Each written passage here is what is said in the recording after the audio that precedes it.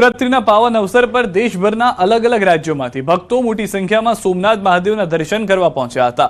મંદિરના દ્વાર ખુલતા જ ભક્તોની લાંબી કતારો લાગી ગઈ હતી અને શ્રદ્ધાળુઓએ શિવલિંગ પર દૂધ, બીલીપત્ર અને જળાભિષેક કરી પૂજન અર્ચન કર્યું હતું। મહાશિવરાત્રિ મેળાની ઉજવણીમાં આ મુખ્યમંત્રીના પણ આપ દ્રશ્યો જોઈ રહ્યા છો કે જેઓએ ભક્તોની સાથે આ ભવનાથની અંદર ભાગ લીધો હતો। સૌથી વધારે મહત્વની વાત છે કે દેશ વિદેશથી પણ હજારો લોકોનું ઘોડાપુર ઉમટી પડ્યું હતું। ગુજરાતના મુખ્યમંત્રી ભવનાથ મહાદેવ મંદિર ખાતે પહોંચ્યા અને મહાશિવરાત્રિ મેળાની ઉજવણીમાં ભાગ લઈ મહાદેવના દર્શન કર્યા।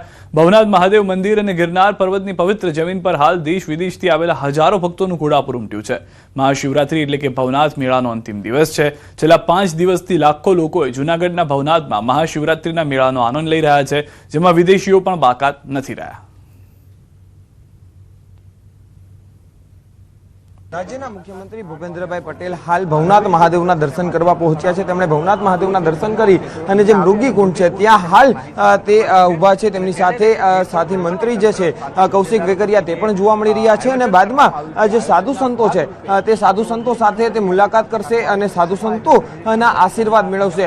3 કલાકે તે અહીં ભવનાથ મંદિર ખાતે એક સામાન્ય વ્યક્તિ તરીકે તે આવી પહોંચ્યા હતા, એટલે કે કોમન મેન તરીકે, અને બાદમાં હાલ તે ભવનાથ મહાદેવના દર્શન કરી રહ્યા છે। લોકો છે તે પણ હાલ અહીં છે તે અહીંયા છે તે મુખ્યમંત્રીને મળી રહ્યા છે અને હાલ જે શ્રદ્ધાળુઓ છે તે પણ આવી રહ્યા છે, જ્યારે મુખ્યમંત્રી ભૂપેન્દ્રભાઈ પટેલ હાલ સાધુ સંતોને છે તે ટૂંક જ સમયમાં મળશે। અમારા બખાઈ ન્યૂઝ 18 ગુજરાતી, જૂનાગઢ।